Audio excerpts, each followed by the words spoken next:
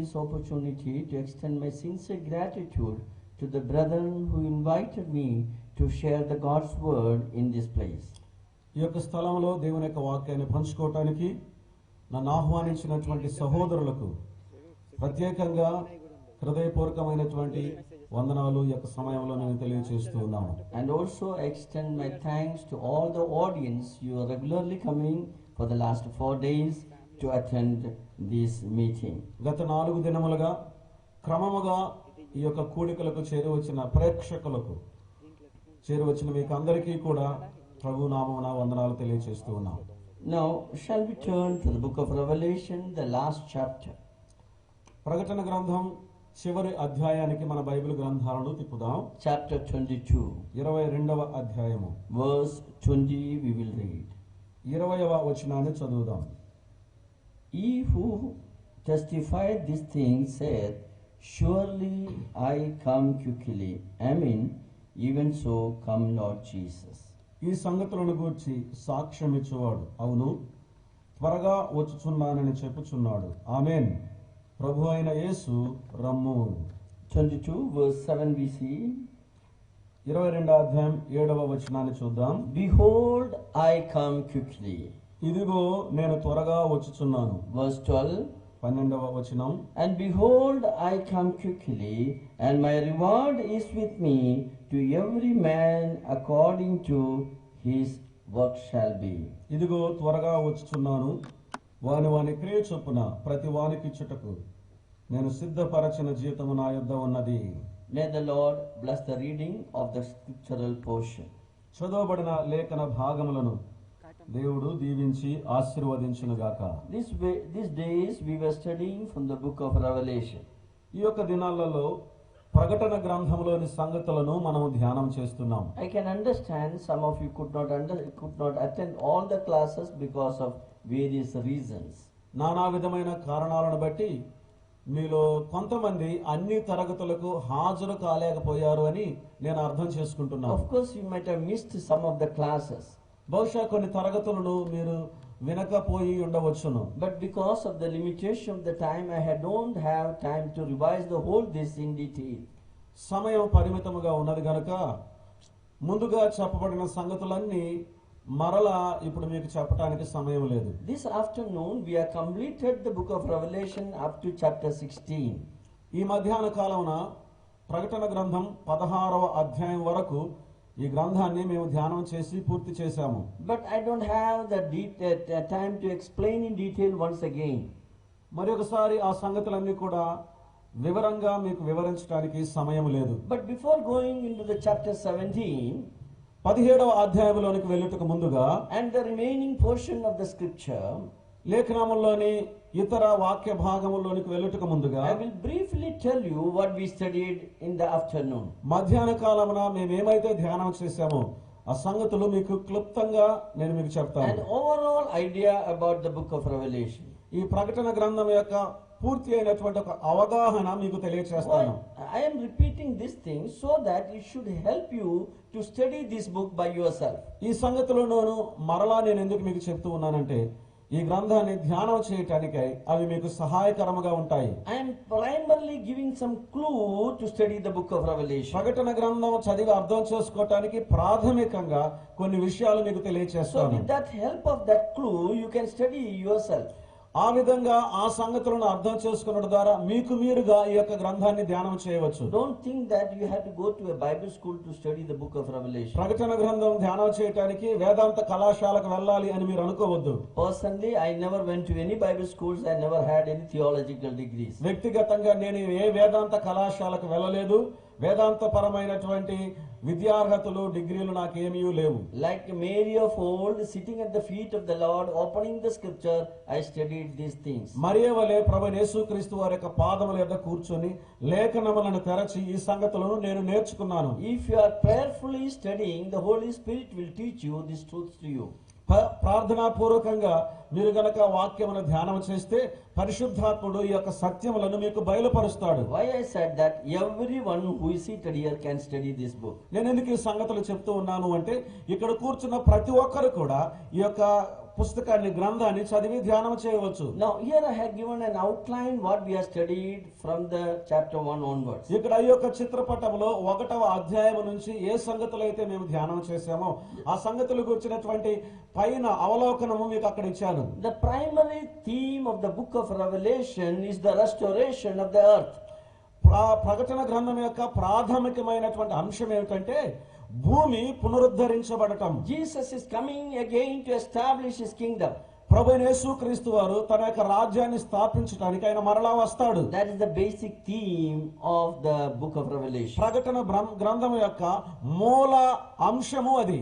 Now chapter 1, ఇప్పుడు 1వ అధ్యాయం, God has given the glories of Lord Jesus Christ shown to John in the island of Patmos. పద్మాసు ద్వీపములో దేవుడు యోహానునకు ప్రభు అయినటువంటి యేసుక్రీస్తు వారి యొక్క మహిమను 1వ అధ్యాయములో బయలుపరిచాడు. He saw the glory of Lord Jesus Christ. ఆయన ప్రభు అయిన యేసుక్రీస్తు వారి యొక్క మహిమను చూచాడు. In chapter 2 and 3, 2వ అధ్యాయం 3వ అధ్యాయంలో the 7 churches and the spiritual condition of the 7 churches are described. 7 సంఘాల యొక్క ఆత్మీయమైనటువంటి స్థితిగతులు వివరించబడ్డాయి. Prophetically, that speaks about the end church period, 2000 years. ప్రవచనాత్మకంగా సంఘకాలం అంతటిని గురించి 2000 సంవత్సరాల సంఘ పరిస్థితులను గురించి ఆ సంగతులు మాట్లాడుతున్నాయి. Now we are living at the end time. That period is called the Laodicean period. ఇప్పుడు మనం యుగాంతములో ఉన్నాం. ఈ యొక్క కాలం లవోదికయ కాలముగా పిలువబడుతుంది. Now chapter 4 onwards, 4వ అధ్యాయం నుండి the future things are described. భవిష్యత్తు సంగతులు వివరించబడ్డాయి. Chapter 4 4వ అధ్యాయం and 5, 5వ we అధ్యాయం see the worship in heaven. పరలోకములో ఆరాధన మనం చూస్తాం. Everything in the heaven is worshipping God. పరలోకములుండే సమస్తమును దేవునిని ఆరాధిస్తూ ఉన్నారు. Because he is the creator, ఎందుకంటే ఆయన సృష్టికర్త, he is the redeemer. ఆయన విమోచకుడు. Chapter 4 and 5. 4వ అధ్యాయం 5వ అధ్యాయం ఆ సంగతులు తెలియజేస్తున్నాయి. And in chapter 5 we see that Jesus is taking the scroll from the hand of the one who is seated in the throne. 5వ అధ్యాయములో సింహాసన ఆసీనుడైన వాని యొద్ద నుండి ముద్రించబడినటువంటి ఆ యొక్క క్రయపత్రాన్ని యేసుక్రీస్తు ప్రభువారు తీసుకున్నట్లుగా చూస్తాం. The 7 sealed scroll is speaking about the title deed of the earth. ఈ 7 ముద్రలు కలిగినటువంటి ఆ యొక్క పత్రము భూమి యొక్క క్రయపత్రాన్ని చూపిస్తుంది. The earth belongs to Lord. ఈ యొక్క భూమి ప్రభువునకు సంబంధించినది. He wants to remove all the wicked ones from the earth. భూమి మీద ఉన్న సమస్త దుష్టత్వాన్ని దుష్టులను ఆయన తొలగించాలనుకుంటున్నాడు. So he is sending his judgment upon this earth. కనుక ఈ భూమి మీదకి ఆయన తన తీర్పులు పంపిస్తున్నాడు. 3 judgments. 3 విధములైన తీర్పులు. Seal judgment, ముద్రల తీర్పు, trumpet judgment, బూరల తీర్పు, bowl judgment. పాత్రల తీర్పు. These are the 3 judgments mentioned in these verses. ఈ వచన భాగాలలో ఈ 3 తీర్పులు ప్రస్తావించబడ్డాయి. From chapter 6 onwards it starts. 6వ అధ్యాయం నుండి అవి ప్రారంభమవుతాయి. Chapter 6 we see the seal judgment. 6వ అధ్యాయంలో ముద్రల తీర్పును మనం చూడగలం. When one by one the seal is broken, ఒకదాని వెంట ఒకటి ముద్రలు విప్పబడినప్పుడు we see that the judgment is falling upon the earth. భూమి మీద ఉగ్రత లేక తీర్పు పోయబడటం మనం చూస్తాం. When the 7th seal was opened, 7వ Mudra విప్పినప్పుడు there was absolute silence in heaven. పరలోకములో గొప్ప నిశ్శబ్దం ఉన్నది. For half an hour there is silence in heaven. అరగంట సేపు పరలోకములో నిశ్శబ్దం ఆవరించింది. Because the heaven was preparing for the severe judgments. ఎందుకంటే తీవ్రమైనటువంటి తీర్పుల కొరకు పరలోకము సిద్ధపడుతుంది. There are 2 more judgments. మరో 2 తీర్పులు ఉన్నాయి. That is trumpet judgment ఒకటి బూరల తీర్పు, and bowl judgment. పాత్రల తీర్పు. Yesterday we saw about the trumpet judgment. నిన్నటి దినాన బూరల తీర్పును గురించి చూసాము. This afternoon we saw about the bowl judgment. ఈ మధ్యాహ్న కాలమున పాత్రల తీర్పును గురించి చూసాము. Study the book of Revelation. ప్రకటన గ్రంథాన్ని మీరు చదవండి. You should understand how this judgment is taking place. ఈ యొక్క తీర్పులు ఎలాగ జరుగుతున్నాయో ఆ సంగతి మీకు అర్థమవుతుంది. The bowls, trumpet judgment and the bowl judgment, బూరల తీర్పు, పాత్రల తీర్పు, they are concurrently occurring. One after the other it is occurring. ఒకదాని తర్వాత ఒకటి వరుసగా చెరొక ప్రక్క జరుగుతూ ఉన్నాయి. First trumpet, మొదటి బూర, first bowl judgment. మొదటి ముద్ర పాత్రల తీర్పు, Second bowl judgment, రెండవ బూరల తీర్పు, and at the same time second trumpet judgment. అదే సమయమందు రెండవ పాత్ర యొక్క తీర్పు. That is, they are occurring parallelly. అవి సమాంతరంగా జరుగుతూ ఉన్నాయి. That is why I kept both the side by side. అందుకనే ఆ రెండింటిని నేను ఒకదాని ప్రక్కన ఒకటి ఉంచాను. Now have a look at that. అది చూడండి మీరు. The seven trumpet judgment one by one is coming. 7 బూరల తీర్పు ఒకదాని వెంబడి ఒకటి వస్తూ ఉన్నాయి. And the affected areas are mentioned at the center. ఆ మధ్యలో వాటి ప్రభావం పొందినటువంటి ప్రాంతాలు చెప్పబడ్డాయి. Look at that first trumpet judgment. మొదటి బూర తీర్పు చూడండి. It is affecting the earth. అది భూమి మీద ప్రభావం చూపుతుంది. Same time, అదే సమయమందు the first bowl judgment, మొదటి పాత్ర యొక్క తీర్పు is much more severe. అంతకంటే తీవ్రంగా It is affecting the earth. భూమి మీద ప్రభావం చూపిస్తుంది. Same way, second trumpet judgment, అదే విధంగా రెండవ బూర తీర్పు it is affecting the sea.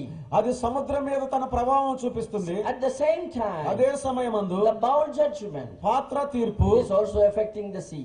సముద్రం మీదనే ప్రభావం చూపిస్తుంది. The third trumpet judgment, మూడవ బూరల తీర్పు it is affecting the fresh water. అది త్రాగునీటిపైన మంచినీటిపైన ప్రభావం చూపిస్తుంది. Immediately, the bowl judgment, వెంటనే పాత్ర యొక్క తీర్పు that is also affecting the water. అది కూడా నీటి మీద ప్రభావం చూపిస్తుంది. And the fourth trumpet judgment, నాలుగవ బూర యొక్క తీర్పు it is affecting the atmosphere. వాతావరణం మీద ప్రభావం చూపుతుంది. Same way, fourth bowl judgment, అదే విధంగా నాలుగవ పాత్ర యొక్క తీర్పు కూడా affecting the atmosphere. వాతావరణం మీద ప్రభావం So చూపిస్తుంది. we see that it is occurring parallelly. కనుక మనం చూస్తూ ఉన్నాం ఒకదాని తర్వాత ఒకటి సమాంతరంగా రెండు ఒకే సమయంలో జరగటం చూస్తున్నాం. When the seventh bowl trumpet judgment is blown, 7వ పాత్ర యొక్క తీర్పు వెలువడినప్పుడు Jesus is coming again యేసు ప్రభువారు మరలా to వస్తున్నారు. establish his kingdom. ఆయన తన రాజ్యమును The స్థాపించటానికి kingdom of this world will become the kingdom of Lord ఈ Jesus లోక Christ. రాజ్యము ప్రభు యేసుక్రీస్తు వారి యొక్క రాజ్యము కాబోతూ ఉంది. At the same time, అదే సమయంలో the bowl judgment, seventh bowl judgment will terminate all the final war called Armageddon. 7వ పాత్ర తీర్పు చివరి యుద్ధమైనటువంటి హర్మగెద్దోను యుద్ధంలో జరుగుతూ ఉంది. Jesus will appear in glory ప్రభు యేసుక్రీస్తు వారు మహిమలో కనిపిస్తాడు. and he will purify and cleanse the entire earth.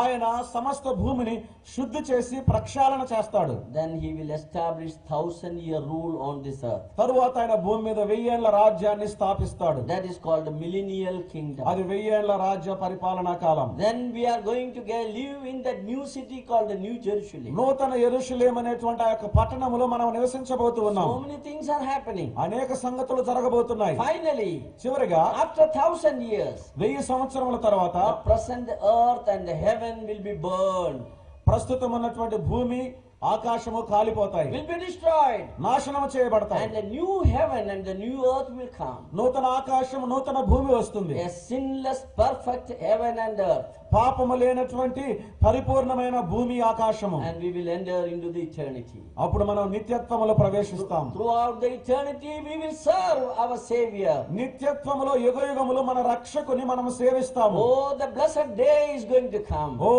దీవెనకరమైన దినాలు రాబోతున్నాయి. We are entering into the heavenly area, heavenly realm, into the eternity. మనం నిత్యత్వములో పరలోక ప్రాంతములో పరలోక ప్రదేశములో ప్రవేశించబోతున్నాం. There is no more time. ఇంకా ఎంత మాత్రం బాధ ఉండదు. We are eternally entering living with the Lord. నిత్యము మన ప్రభువుతో కూడా జీవించడానికి ప్రవేశిస్తాము. This is an overall idea about the book of Revelation. ప్రకటన గ్రంథం యొక్క ఆ అవగాహన, దాని యొక్క పూర్తి అయినటువంటి అవగాహన నేను మీకు ఇప్పుడు తెలియజేశాను. I will show you some pictures regarding the third, the severe judgment called bowl judgment.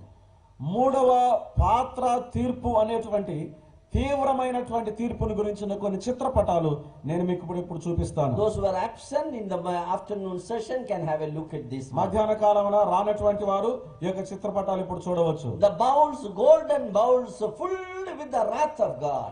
బంగారు పాత్రలు దేవుని ఉగ్రత చేత నింపబడ్డాయి. And the angels coming one after the other and pouring the wrath of God upon the earth. దేవుని యొక్క దూతలు ఒకరి తర్వాత ఒకరు వచ్చి భూమి మీద ఆ యొక్క ఉగ్రత పాత్రలను కృమ్మరిస్తున్నాయి.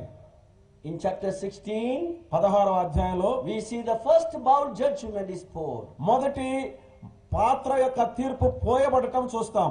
Those who got the number 666 on their forehead, ఎవరైతే నొసటి మీద 666 అనే సంఖ్యను కలిగి ఉన్నారో, those who got the mark of the beast, క్రూర మృగము యొక్క గుర్తును ఎవరైతే కలిగి ఉన్నారో they will be affected by this bowl judgment. ఈ యొక్క పాత్ర తీర్పుకు వారు గురి అవుతారు. They will suffer from skin cancer. వారు చర్మ క్యాన్సర్ చేత బాధపడతారు. That is what this picture is showing. ఈ యొక్క చిత్రపటం ఆ సంగతిని చూపిస్తుంది. So we see that it is poured upon the earth and people on the earth are affected.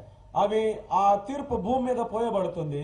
భూమి మీద ఉన్నటువంటి మనుషులు ఆ ప్రభావానికి గురి అవుతారు. Now the second bowl judgment, రెండవ పాత్ర తీర్పు, it is poured upon the sea. అది సముద్రం మీద పోయబడుతుంది. The animals in the sea will die. సముద్రంలో ఉండే జంతువులు చనిపోతాయి. Because man has polluted the sea because of the judgment. Because of that the judgment is coming. ఎందుకంటే మానవుడు సముద్రమును కలుషితం చేశాడు గనుక అందును బట్టి ఆ తీర్పు వస్తుంది. Now the third bowl judgment, మూడవ పాత్ర తీర్పు, is poured on the fresh water, rivers and the fountains. ఆ నదుల మీద, ఓటల మీద, మంచినీటి మీద పోయబడుతూ ఉన్నాయి. తాజా నీటి పైన The drinking water is highly polluted. త్రాగునీరు ఎంతో కలుషితమైపోబోతుంది. In this picture you can see a lady is trying to drink a glass of water. ఈ యొక్క చిత్రపటంలో ఒక స్త్రీ ఒక గ్లాసు నీళ్లు తాగడానికి ప్రయత్నం చేస్తుంది. She చూడండి, cannot drink because it is highly polluted. త్రాగలేకపోతుంది. కారణం ఏంటంటే ఆ నీరు ఎంతో కలుషితమైపోయింది. It is affected the fresh water. అది మంచినీటి పైన ప్రభావం పడింది. Now fourth bowl judgment, నాలుగవ ముద్ర తీర్పు poured upon the atmosphere.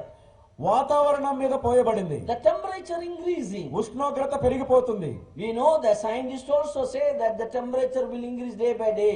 మనకు తెలుసు, శాస్త్రవేత్తలు కూడా చెప్తున్నారు, దినదినము ఉష్ణోగ్రతలు ఎక్కువైపోతున్నాయి. We are experiencing the increase of ఈ temperature ఉష్ణోగ్రత ఎక్కువ కావటం మనం అనుభవిస్తున్నాం. because of the pollution. ఎందుకంటే కాలుష్యాన్ని బట్టి. This is the fourth judgment is upon the atmosphere. ఇది నాలుగవ తీర్పు వాతావరణం మీద పడుతుంది. And the fifth bowl judgment ఐదవ పాత్ర యొక్క తీర్పు will be poured upon the kingdom of the Antichrist. క్రీస్తు విరోధి యొక్క రాజ్యము పైన పడుతుంది. You know, Antichrist and their economic policy will fail. క్రీస్తు విరోధి యొక్క ఆర్థిక పరమైనటువంటి పరిస్థితులన్నీ కూడా ఓడిపోయి He విఫలమైపోతాయి. is coming to the world seen by promising the peace.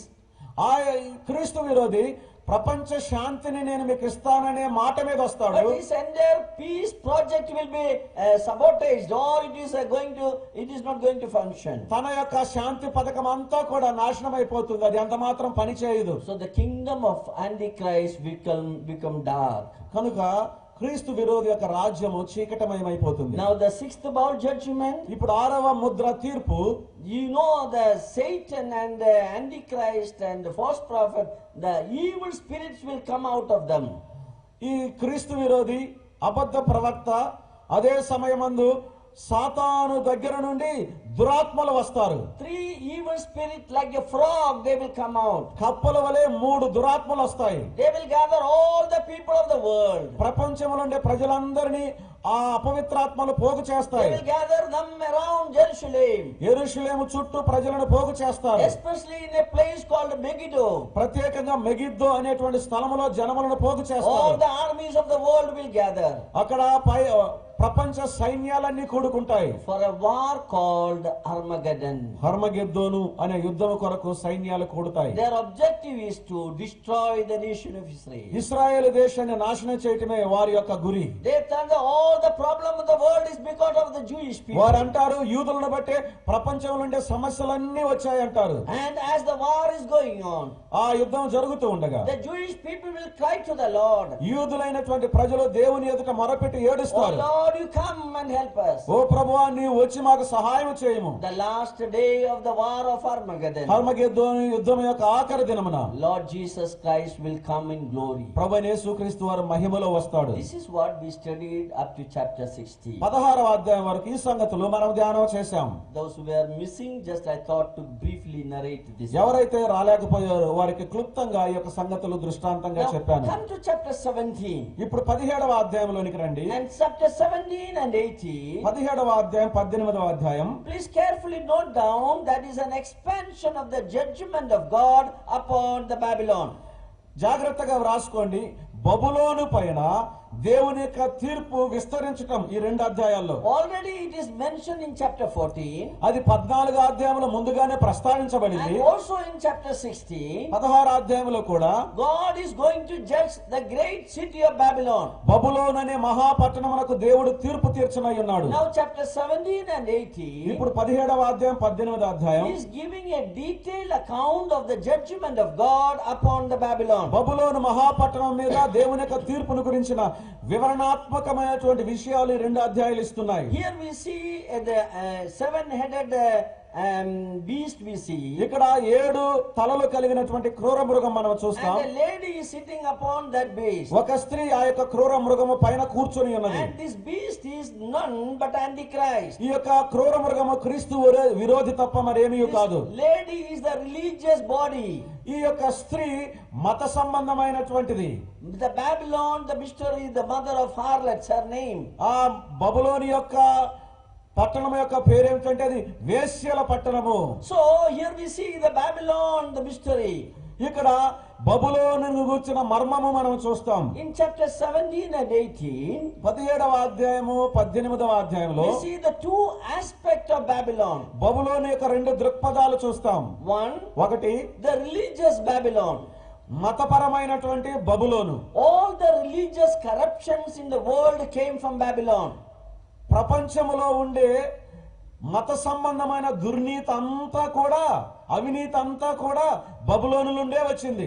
Instead of serving the living God, సజీవుడైన దేవునిని ఆరాధించుటకు బదులుగా they went after the idol worship. వారు విగ్రహారాధన వైపు వెళ్ళారు. They went after the other religions. ఇతర మతాల వైపు వెళ్ళారు. So we see that all the corruptions in the religions are originated from the religious Babylon. మతాలలో ఉండేటువంటి అవినీతి అంతా కూడా బబులోను పట్టణములో నుండే అవి ప్రారంభమయ్యాయి, మొదలయ్యాయి. Secondly, రెండవదిగా in chapter 18, 18వ అధ్యాయంలో we see another aspect of the Babylon. బబులోను యొక్క మరొక దృక్పథాన్ని చూస్తాం. That is the commercial aspect of the Babylon. బబులోను యొక్క ఆర్థిక పరమైన లేక వ్యాపార సంబంధమైన సంగతులు The చూస్తాం. Babylonians were very expert in commerce. ఈ బబులోనుకు చెందిన వారు వ్యాపారం చేయటంలో వారు చాలా నిష్ణాతులు. And all the bad practices, corrupt practices of the commerce is originated in Babylon. వ్యాపారములో ఉండేటువంటి అవినీతికి సంబంధించినవన్నీ కూడా బబులోనులోనే పుట్టాయి. So God's judgment is coming upon the religious Babylon in chapter 17. 17వ అధ్యాయంలో మతపరమైన బబులోను మీదకి దేవుని యొక్క తీర్పు వస్తుంది. Same way, అదే విధంగా in chapter 18, 18వ అధ్యాయంలో God's judgment is coming upon the commercial Babylon. బబులోను యొక్క వ్యాపారం మీదకి దేవుని యొక్క తీర్పు వస్తుంది. We know the Babylon is we see in the book of Genesis. ఆదికాండములో బబులోను పట్టణాన్ని మనం చూడగలం. They may thought of making a great tower and a city. వారు ఒక గొప్ప ఆ పట్టణాన్ని గోపురాన్ని They కట్టాలనుకున్నారు. were always against the living God. వారు ఎల్లప్పుడూ సజీవుడైన దేవునికి విరోధముగానే They ఉన్నారు. were rebellion against God. వారు దేవునికి తిరుగుబాటు చేసేవారు. So the city of Babylon is the rebellion against God. కనుక బబులోను మహాపట్టణము దేవునికి విరోధమైన తిరుగుబాటు చేసే పట్టణం. Now the question is arising, which place it is now? ఇప్పుడు ప్రశ్న ఏమిటంటే ఇప్పుడు ఆ యొక్క బబులోను మహాపట్టణం ఎక్కడున్నది? Different names are there given in the Bible. Bible గ్రంథంలో వేరు వేరు పేర్లు దానికి ఇవ్వబడ్డాయి. Babylon is called earlier as a Shinar. షీనారు అనేటువంటి పేరుతో ప్రారంభములో బబులోను పిలువబడింది. The plain of Shinar. షీనారు యొక్క మైదానము. Shinar is Babylon. షీనారు అంటే బబులోను. And also it is called as a Mesopotamia. అంత మాత్రమే కాకుండా మెసపతోమియాగా అది పిలువబడుతుంది. Mesopotamia was one of the oldest civilized city. Mesopotamia అంటే ఒక పురాతనమైన నాగరికత కలిగిన పట్టణం. It was the place from where Abraham came out of that. Abraham వచ్చినటువంటి ప్రదేశం Mesopotamia. So the Mesopotamia was the native place of Abraham. Abraham యొక్క స్వస్థలము Mesopotamia. Mesopotamia is Babylon. Mesopotamia అంటే బబులోను. And it is also called as the land of Nimrod. అది నిమ్రోదు యొక్క దేశముగా కూడా పిలువబడుతుంది. Nimrod was the first king of Babylon. బబులోను యొక్క మొట్టమొదటి రాజు నిమ్రోదు. But today, ఈ దినాల్లో this Babylon is named as Iraq. ఈ యొక్క బబులోను పట్టణం ఇరాక్ అనే పేరుతో పిలువబడుతుంది. The present Iraq is the old Babylon. ప్రస్తుతం ఉన్న ఇరాకే పురాతన పాతన బబులోను. Now so many things are happening in Iraq, you know that. Iraq లో అనేకమైనటువంటి సంగతులు జరుగుతున్నాయి, మీకు తెలుసు. And whatever happening there has a very very clear indication of the biblical prophecies. అక్కడ ఏవైతే జరుగుతున్నాయో అవన్నీ కూడా బైబిల్ యొక్క ప్రవచనాలకు సూచనలుగా స్పష్టంగా ఉన్నాయి. If you have a old map, you see the circle which I have kept it, that area is coming under Babylon. మీరు చూస్తున్నటువంటి చిత్రపటంలో నేను ఒక వృత్తాన్ని గీశాను. అదే బబులోను యొక్క పట్టణం. That is Iraq. అది Iraq. Now, as I told you, the first king of Babylon was Nimrod. నేను మీతో చెప్పినట్లుగా బబులోను దేశం యొక్క మొట్టమొదటి రాజు నిమ్రోదు. And his wife's name was Semiramis. That is not given in the Bible. ఆయన యొక్క భార్య పేరు సెమీరామస్ అనేటువంటి పేరు కానీ బైబిల్ గ్రంథంలో చెప్పబడలేదు ఆ పేరు. All the religious wickedness we see today is originated in Babylon. మత సంబంధమైన దుష్టత్వం అంతా కూడా బబులోనులోనే పుట్టినట్లు మనం చూడగలం. Now she is called as the Babylon, the mother of harlots. ఈ యొక్క మహాపట్టణము బబులోను వేశ్యలకు తల్లి అని పిలువబడుతుంది. She is a mother. ఆమె తల్లి. Mother means she has many daughters. తల్లి అంటే ఆమెకు అనేక మంది కుమార్తెలు ఉన్నారు. That shows that it is a religious organization. అది మనకు కనిపించే విషయం ఏంటంటే అది మత సంబంధమైనటువంటి సమాఖ్యగా కనబడుతుంది. In the Bible, spiritually, harlotry means they are going against the living God. Bible గ్రంథంలో వ్యభిచారము అంటే అర్థం ఏమిటంటే సజీవుడైన దేవునికి విరోధముగా వ్యతిరేకంగా వెళ్ళడమే. Instead of worshipping the true and the living God, వాస్తవమైనటువంటి నిజమైన సజీవుడైన దేవుని ఆరాధించటకు బదులుగా if you go after other gods of this ఈ world, లోకము నుండి ఇతర దేవుళ్ళ వైపు వెళితే that is called harlotry or a fornication. అది జారత్వము లేక వ్యభిచారం అనబడుతుంది. You know that when a lady is leaving her own husband and going after other men, she becomes a harlot. ఎవరైనా ఒక స్త్రీ తన భర్తను విడిచిపెట్టి ఇతర పురుషుల యొద్దకు వెళితే ఆమె వేశ్యగా పిలువబడుతుంది. Same way, అదే విధంగా when a person living the living God and going after other gods becomes as a harlotry. ఒక వ్యక్తి సజీవుడైనటువంటి దేవునిని విడిచిపెట్టి ఇతర దేవుళ్ళ వైపు వెళితే అది వ్యభిచారంగా So చెప్పబడుతుంది. this lady who is sitting upon this beast or antichrist is representing this mother of harlots.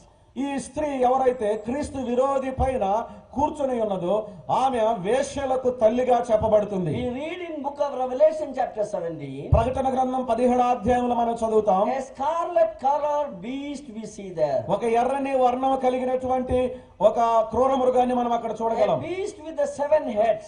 7 తలలు కలిగినటువంటి క్రూర మృగం. That beast is Antichrist. ఆ యొక్క క్రూర మృగమే క్రీస్తు విరోధి. It is speaking about the political power. అది రాజకీయ అధికారాన్ని గురించి చెప్తుంది. But upon this Antichrist or this political power, we see this lady is seated. ఈ రాజ్య అధికారం పైన లేకపోతే క్రీస్తు విరోధి పైన ఈ యొక్క స్త్రీ కూర్చొని ఉండటం మనం చూస్తున్నాం. And having a cup full of abomination. ఒక అసహ్యమైనటువంటి ఒక పాత్రను చేతిలో కలిగి ఉన్నది. She made the whole world, the people of the world, to drink that abomination. ఆ యొక్క అసహ్యమైన దానిని ప్రపంచంలో ఉండే ప్రజలందరూ త్రాగునట్లుగా చేస్తుంది. Now she is the representation of the religious body. ఆమె మత సంబంధమైన శరీరానికి సాదృశ్యంగా ఉన్నది. That can also include the nominal Christians. ఇందులోనికి నామకార్థ క్రైస్తవులను కూడా చేర్చవచ్చు. So including the nominal Christian, all these unions are formed. They are the mother of Babylon, a mother of harlots. నామకార్థ క్రైస్తవులతో కూడా కలిపి ప్రపంచంలో ఉండే మతాలన్నీ కూడా ఐక్యపరిస్తే ఆమె వేశ్యలకు తల్లి. So in the beginning of the tribulation period, శ్రమల కాలం యొక్క ఆరంభంలో she is taking control of the entire political situation. రాజకీయమైనటువంటి పరిస్థితులన్నింటినీ కూడా తన నియంత్రణలోనికి తీసుకుంటుంది. She is sitting upon the animal.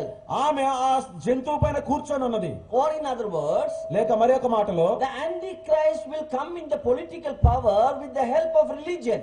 క్రీస్తు విరోధి మత సంబంధమైనటువంటి ఆ సహాయముతోటి రాజ్య సంబంధమైన అధికారంలోనికి వస్తాడు. This relationship will continue for 3.5 years. 3.5 సంవత్సరాలు యొక్క సంబంధం కొనసాగుతుంది. That is the best time for them. వారి కొరకు అది ఒక శ్రేష్టమైన సమయం. But after 3.5 years, 3.5 సంవత్సరముల తరువాత the Antichrist will hate this lady. క్రీస్తు విరోధి ఈ యొక్క స్త్రీని అసహ్యించుకుంటాడు. And there are 10 kings with the Antichrist. క్రీస్తు విరోధితో కూడా 10 మంది రాజులు ఉంటారు. They will also hate her. వారు కూడా మనను ద్వేషిస్తారు. And they will destroy this religious system. ఈ యొక్క మత సంబంధమైన పరిస్థితులను వారు నాశనం చేస్తారు. And they will say that there is no more religion. వారు చెప్తారు ఇక ఎంత మాత్రం మతం అనేది లేదు. And you'll read that Revelation 17. 17వ అధ్యాయంలో మనం చదువుతాం. ప్రకటన Verse గ్రంథం 15 onwards we will read. 15 నుంచి మనం చదువుదాం. మరియు ఆ దూత నాతో ఇలాగ చెప్పెను, ఆ వేశ్య కూర్చున్న చోట నీవు చూచిన జలములు ప్రజలను, జనసమూహములను, జనములను, ఆయా భాషలు మాట్లాడు వారిని సూచించును. Yeah, in 15 we see that she is controlling the whole world. She is sitting upon that. 15వ అధ్యాయంలో పైన కూర్చొని ఆమె ప్రపంచమంతటిని నియంత్రిస్తున్నట్లు చూడగలం. Now verse 16. ఇప్పుడు 16వ వచనం, నీవు ఆ 10 కొమ్ములు గల ఆ మృగమును చూచితివే, వారు ఆ వేశ్యను దేశించి దానిని దిక్కులేని దానిగాను దిగంబరిగాను చేసి దాని మాంసము భక్షించి అగ్ని చేత దానిని బొత్తిగా కాల్చివేతురు. Yeah, we see after 3.5 years the 10 kings will hate her. మనం చూస్తాము 3.5 సంవత్సరముల శ్రమల కాలం తర్వాత 10 మంది రాజులు ఆమెను ద్వేషిస్తారు. The Antichrist will hate her. క్రీస్తు విరోధి కూడా ఆమెను ద్వేషిస్తాడు. So they say that there is no more religion is needed. వారంటాడు ఇంక ఏ విధమైన మతం అవసరం లేదంటారు. See in verse 17 and 18, it is the judgment of God upon the religious Babylon. 17, 18 వచనంలో మతపరమైన బబులోను మీదకి దేవుని యొక్క తీర్పు కృమ్మరించబడుతుంది. Yeah, read that.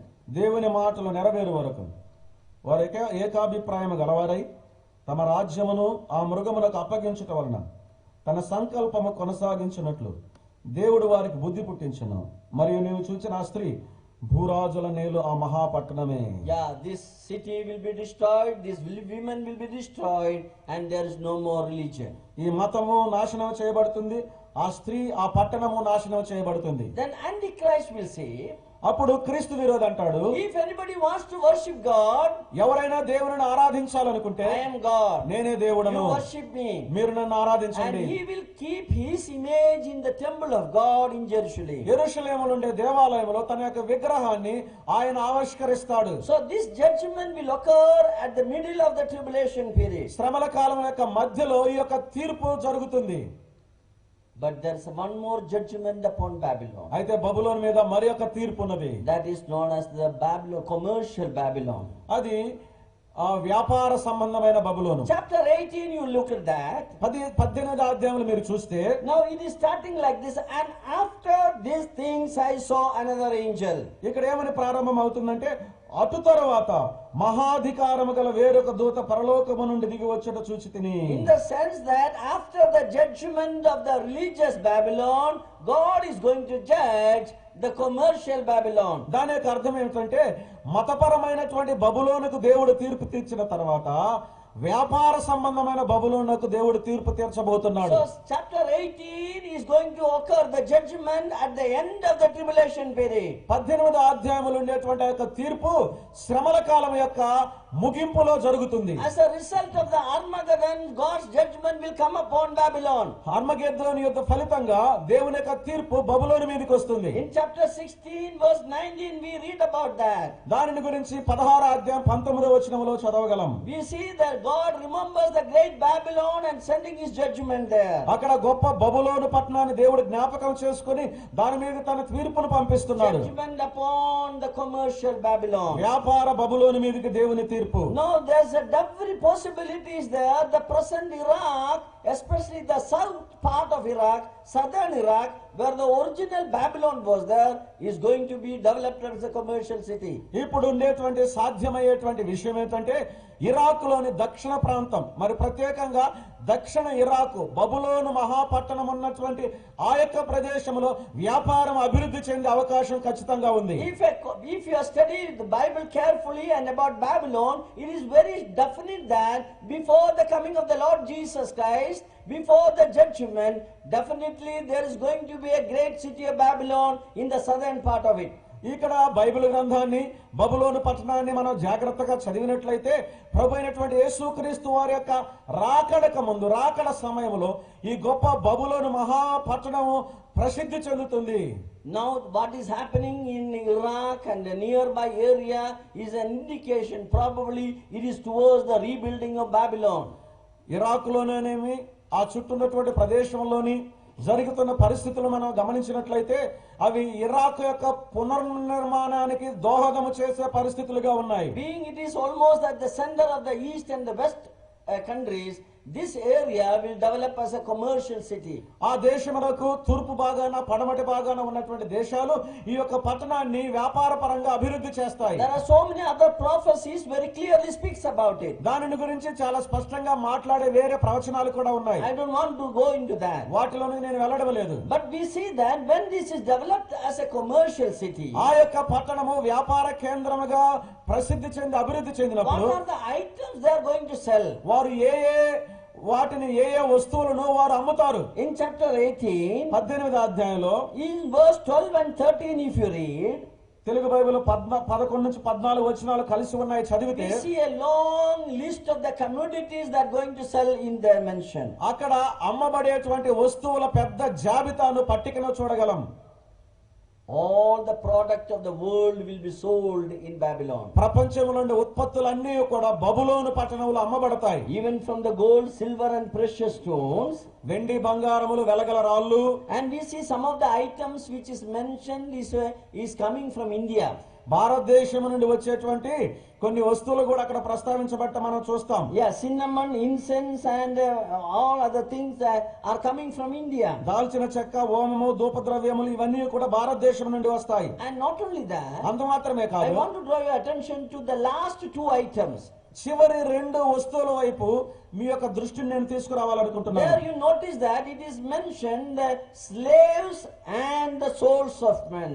ఇక్కడ ప్రస్తావించబడినటువంటి ఆ మాటలు ఏమిటి అంటే ఆ దాసులు మనుషుల యొక్క ప్రాణములు. In our modern language or any other translations you read, మన ఆధునిక భాషలో ఇతర అనువాదాలు ఏవైనా నీవు చదివితే it is indicating that at the end time one of the most popular commodity for selling is the human resource. యుగాంతములో ఎక్కువగా ప్రత్యేకంగా అమ్మబడేటువంటి ప్రాముఖ్యమైనటువంటి వస్తువులు ఏమిటంటే మానవ వనరులు. See, olden days we say the slavery was there. పాత దినాలలో బానిసత్వం ఉంది అని మనం చెప్తాం. It was very bad. అది చాలా చెడ్డది. We are all hate slavery.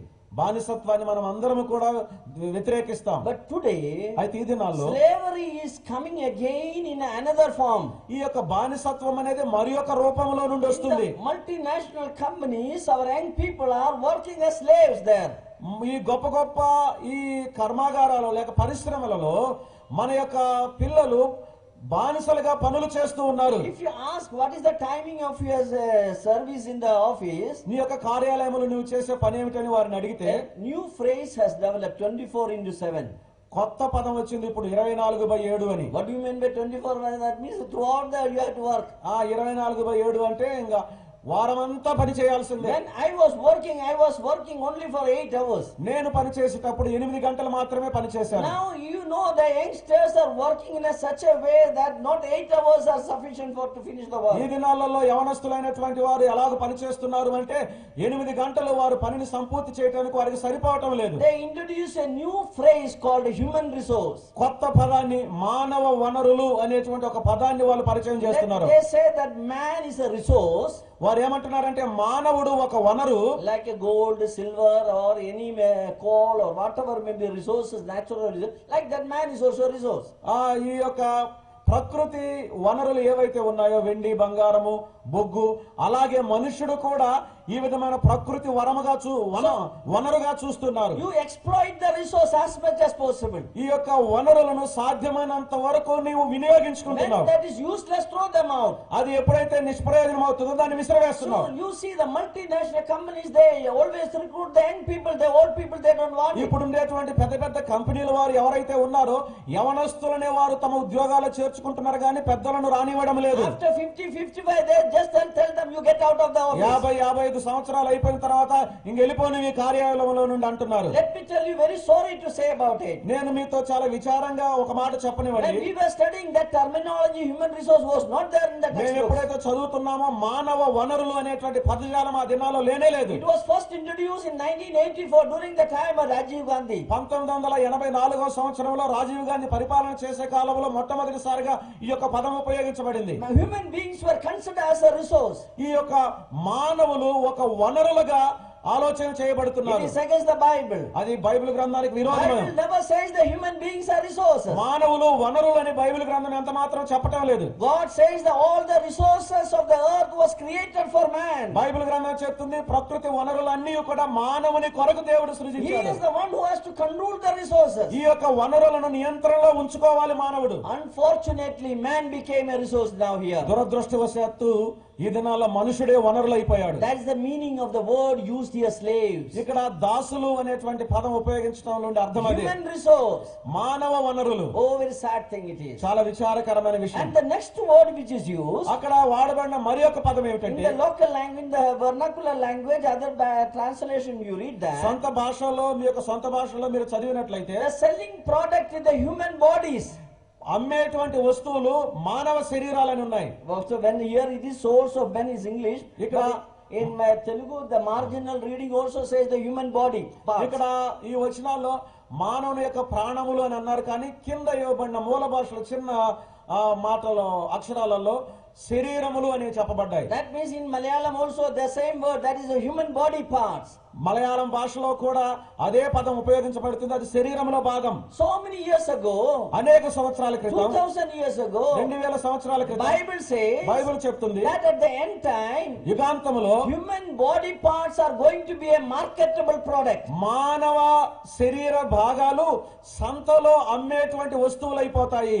If you have any problem with the heart, నీకు గుండెతో ఏదైనా సమస్య ఉంటే you go to a shop నీవు ఒక దుకాణంలోనికి వెళ్ళి and get a heart and you transplant it. నువ్వు ఒక గుండెను కొనుక్కొని ఆ గుండెను నీవు అమర్చుకోవచ్చు. If you have problem with the kidney, నీకు గనక మూత్రపిండాల సమస్య ఉంటే go to the shop and buy a kidney and transplant it. అంగళ్ళలోనికి వెళ్ళి మూత్రపిండాలు కొనుక్కొని మార్చుకోవచ్చు. That means human body parts are going to be a marketable product. దాని యొక్క అర్థం ఏమిటి అంటే మానవ శరీరములు ఉండేటువంటి అవయవాలు కూడా సంతలో అమ్మే ఉత్పత్తులుగా ఉన్నాయి. You know, those who are familiar with the medical science, they know that lot of research is going on about the transplantation of the body parts. ఔషధ గుణాలను గురించినటువంటి చదివినటువంటి వారికి బాగా తెలిసిన విషయం ఏంటంటే మానవుని యొక్క శరీరంలో ఉండేటువంటి శరీర భాగాలను ఎలాగో మార్చవచ్చో ఆ సంగతుల గురించి బాగా అధ్యయనం చేస్తున్నారు. How beautifully the Bible is narrating that at the end time in the Babylonian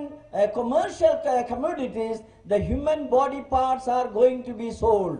ఎంత మనోహరంగా బైబిల్ గ్రంథంలో చెప్పబడ్డాయో చూడండి. బబులోని యొక్క వ్యాపారంలో మానవుని యొక్క శరీర అవయవాలు భాగాలు సంతలో వస్తువులుగా అమ్మబడతాయి. See, those who are killing this in ISIS and all, they are taking the human body parts and they are marketing that. ISIS వారు మనుషులు చంపి వారి శరీర అవయవాలను తీసుకొని వాటితో వ్యాపారం చేస్తున్నారు సంతలో. So we know that in the coming days human body parts are going to be sold in the market. కనుక మనకు తెలిసే విషయం ఏంటంటే రానున్నటువంటి దినాలలో సంతలో మానవుని యొక్క అవయవాలు లేక శరీర భాగాలు అమ్మబడతాయి. So this is all recorded in the Bible. ఈ సంగతులన్నీ కూడా బైబిల్ గ్రంథంలో రాయబడ్డాయి. Bible says that the judgment of God is going to come upon Babylon. దేవుడు చెప్తూ ఉన్నాడు దేవుని యొక్క తీర్పు బబులోను మహాపట్టణం మీదకి రాబోతుంది. Now at the time of the Armageddon, హర్మగెద్దోను యుద్ధ కాలంలో God will judge the commercial city of Babylon. వ్యాపార పట్టణమైనటువంటి బబులోనునకు దేవుడు తీర్పు తీరుస్తాడు. And I personally believe నేను వ్యక్తిగతంగా నమ్మే విషయం that ఏంటంటే Babylon or the southern part of the Iraq is going to be destroyed by an atomic explosion. ఒక అణు ప్రయోగం చేత అణు విస్ఫోటనం చేత ఇరాక్ దేశంలోని దక్షిణ ప్రాంతమైనటువంటి బబులోను పట్టణము నాశనమైపోతుంది. If you read this passage in chapter 18, very clear indications are there that the Babylon is going to be destroyed by an atomic explosion. ఈ యొక్క 18వ అధ్యాయంలో గనక మనం చదివినట్లయితే చాలా స్పష్టంగా సూచించే విషయం ఏంటంటే బబులోను మహాపట్టణం ఇరాక్ దక్షిణ ప్రాంతము అణు విస్ఫోటనం చేత నాశనం అవుతుంది. You know, in the human history, first time this is the bomb that was exploded in Hiroshima and Nagasaki. యుద్ధములో మొదటి ప్రపంచ యుద్ధంలో మనకు తెలుసు ఇది ఈ యొక్క అణు విస్ఫోటనము మొట్టమొదటిగా హిరోషిమా నాగసాకి అనేటువంటి మీద ప్రయోగించబడింది. Thousands and thousands of people died because of the atomic explosion. ఆ విధమైన అణు విస్ఫోటనం ద్వారా వేల కొలది ప్రజలు చనిపోయారు. We know in the history book it is recorded about the bombing in Hiroshima and Nagasaki. Hiroshima Nagasaki మీద బాంబులు వేయబడిన సంగతి చరిత్ర పాఠాలలో ఉండటం మనం చూస్తున్నాం. So this is a picture which was taken after the bombing of Hiroshima. Hiroshima మీద బాంబులు వేయబడిన తర్వాత తీయబడిన చిత్రపటం ఇది. And And this is another picture we see here. మరి యొక్క చిత్రపటాన్ని ఇక్కడ చూస్తాం. This is all shows that in the Revelation chapter 18, Babylon is going to be destroyed by an atomic explosion. ఇదంతా మనకి చూపించే విషయం ఏంటంటే ప్రకటన గ్రంథం 18వ అధ్యాయంలో బబులోను మహాపట్నం అణు విస్ఫోటనం ద్వారా నాశనం కాబోతుంది. How I can say that? అది నేను ఎలాగ చెప్పగలను? Come to the book of Zechariah, very clearly mentioned about it. చాలా స్పష్టంగా చెప్పబడ్డ వాక్య భాగం జకర్యా గ్రంథంలోనికి రండి. After there we see the coming of the Lord is mentioned. అక్కడ ప్రభు యొక్క రాకడ ప్రస్తావించబట్ట మనం చూస్తాం. The book of Zechariah chapter 14. జకర్యా గ్రంథం 14వ అధ్యాయం. There we see is a description of the Armageddon we see there. హర్మగెద్దోను యుద్ధం యొక్క వివరణ మనం అక్కడ చూస్తాం. We see the Lord is coming and he is standing on the Mount of Olives. ప్రభు వచ్చి ఒలీవల కొండ మీద నిలువబట్ట మనం చూస్తాము. Look at chapter 14 verse 4. 14వ అధ్యాయం 4వ వచనం చూద్దాం. Book of Zechariah chapter 14 verse 4. జకర్యా గ్రంథం 14వ అధ్యాయం 4వ వచనం. ఆ దినమున యెరూషలేము ఎదుట తూర్పు తట్టునున్న ఒలీవ కొండ మీద ఆయన పాదములుంచగా ఒలీవ కొండ తూర్పు తట్టునకును పడమటి తట్టునకును నడిమికి విడిపోయి సగం కొండ ఉత్తరపు తట్టునకును సగం కొండ దక్షిణపు తట్టునకును జరుగును గనుక విశాలమైన లోయ ఒకటి ఏర్పడును. Here we see that Jesus is coming again on the Mount of Olives. ఇక్కడ ప్రభువైన యేసుక్రీస్తు వారు ఒలీవల కొండ మీదకి మరలా రావడం మనం చూస్తాం. It is from the Mount Olive he ascended into heaven. ఒలీవల కొండ మీద నుంచి ఆయన పరలోకానికి ఆరోహణుడయ్యాడు. As he is ascended, he is coming again on the ఆయన Mount ఎలాగైతే Olive. ఆరోహణుడయ్యాడు అలాగే ఒలీవల కొండ మీదకి వస్తాడు. That will happen on the last day of Armageddon. హర్మగెద్దోను యుద్ధం యొక్క చివరి దినమున అది జరుగుతుంది. The Olive Mount will divide into two. ఒలీవల కొండ రెండుగా విడిపోతుంది. And now on that day what will happen? ఆ దినమున ఏం జరుగుతుంది? Now read verse 12. 12వ వచనాలు చదువుదాం. మరియు యెహోవా తెగుళ్లు పుట్టించి యెరూషలేము మీద యుద్ధము చేసిన జనులందరినీ ఇలాగ నమ్ముతును. వారు నిలిచి ఉన్న పాటననే వారి దేహములు కుళ్ళిపోవును, వారి కన్నులు కనుతొర్రలలో ఉండియే కుళ్ళిపోవును, వారి నాలుకలు నోలలో ఉండియే కుళ్ళిపోవును. We see that God is going to judge the nations who were against Jerusalem. యెరూషలేమునకు విరోధముగా ఉన్న వారిపైన దేవుని యొక్క తీర్పు పడుతుంది. Those who fought against Jerusalem, God's judgment is coming. యెరూషలేమునకు విరోధముగా యుద్ధము చేసిన వారి మీదకి దేవుని తీర్పు వస్తుంది. God will send a plague upon them. వారి మీదకి దేవుడు ఒక తెగులును పంపుతాడు. What is the plague? ఆ తెగులు ఏమిటి? As they stand, వారు నిలబడి ఉన్నట్లుగానే their flesh will be consumed away. వారి యొక్క శరీరము కుళ్ళిపోతుంది. As they stand, వారు నిలిచి ఉండగానే their eyes will consume away in the eyeball. వారి యొక్క కనుతొర్రలలోనే కన్నులు కుళ్ళిపోతాయి. Their tongue will consume away in their mouth. వారి నోటిలోనే వారి యొక్క నాలుక కుళ్ళిపోతుంది. So the muscles and all things will be melt away. కండరాలు అన్ని కూడా కరిగిపోతాయి. Have you seen any disease like that? ఈ విధమైన వ్యాధి ఏదైనా మీరు చూసారా? Those who study the effect of atomic bomb, ఈ యొక్క అణుబాంబులను గురించిన ప్రభావాన్ని గురించి ఎవరైనా చదివితే they can understand these verses very well. ఈ వచన భాగాలు వాళ్ళకి చాలా బాగా I అర్థమవుతాయి. was studying and teaching that topic. ఆ యొక్క అంశాన్ని నేను చదివి బోధిస్తూ ఉన్నాను. So I know that when I read this verse, what I was teaching is the same thing. నేను ఈ వచనాలు ఎప్పుడైతే చదివానో నేను ఏదైతే బోధిస్తున్నానో అదే సంగతిని ఇది చెప్తుంది. Suppose an atom bomb explodes. ఒకవేళ ఒక అణుబాంబు పేలిందనుకోండి, All our body muscles will melt like ice cream. మన యొక్క శరీర కండరాలన్నీ ఐస్ క్రీమ్ లాగా కరిగిపోతాయి. It is because of the high radiation. ఎందుకంటే అత్యధికమైన ధార్మిక శక్తిని బట్టి అలా And జరుగుతుంది. because of the high temperature. అత్యధిక ఉష్ణోగ్రతను బట్టి And atomic explosion, because of the temperature and radiation, the human beings or living beings will melt away. అణు ధార్మికతను బట్టి అణు బాంబులను బట్టి విపరీతమైనటువంటి ఉష్ణోగ్రతను బట్టి మానవ శరీరాలన్నీ కూడా కరిగిపోతాయి. So it is very clear during the time of Armageddon there is going to be an atomic explosion. ఇది చాలా స్పష్టంగా మనకు తెలియజేసే విషయం ఏంటంటే హర్మగెద్దోను యుద్ధ కాలంలో అణు విస్ఫోటనం జరుగుతుంది. One more thing I want to tell you. మరొక విషయాన్ని నేను మీకు చెప్తాను. Babylon was the first country that attacked Jerusalem. యెరూషలేము మీద దాడి చేసే మొదటి దేశము బబులోను. Naturally, God will judge Babylon సహజంగా దేవుడు బబులోనుకు తీర్పు తీరుస్తాడు. with an atomic explosion. అణు విస్ఫోటనము ద్వారా తీర్పు Now తీరుస్తాడు. come back to chapter 18 of book of Revelation. ప్రకటన గ్రంథం 18వ అధ్యాయంలోనికి మరలా ఇప్పుడు తిరిగి Let రండి. us look at that whether it is true or not. అది నిజమా కాదో మనం చూద్దాము. Now you see the judgment came upon Babylon. బబులోను మీదకి వచ్చిన తీర్పు మనం చూసాము. And what happened? Verse 10 you read. 10వ వచనాన్ని చదువుతాం ఏమి జరుగుతుందో.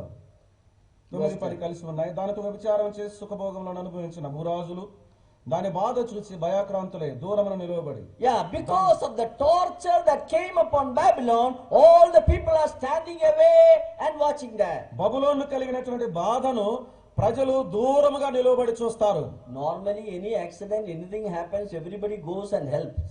సహజంగా ఏదైనా ప్రమాదం జరిగితే ఎవరైనా సరే దగ్గరికి వెళ్లి సహాయం But చేస్తారు. here the judgment came upon Babylon. అయితే ఇక్కడ బబులోను మీదకి వచ్చిన తీర్పు, Everybody is standing afar off and they are watching from far. ఆ తీర్పును బట్టి అందరూ దూరంగా నిలబడి ఆ బాధను చూస్తారు. Why?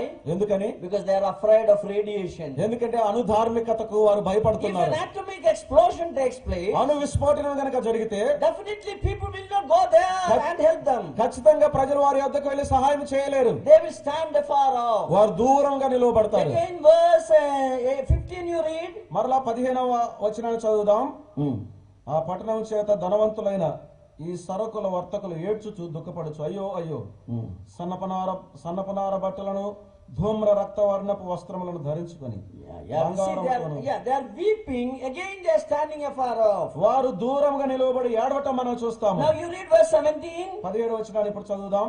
ప్రతి నావికుడును ఎక్కడికైనాను సబరు చేయు ప్రతివాడును ఓడవారును సముద్రం మీద పనిచేసి జీవనం చేయు వారందరూ దూరముగా నిలిచి దాని దహన ధూమమును చూచి, In 1 hour the great thing has happened.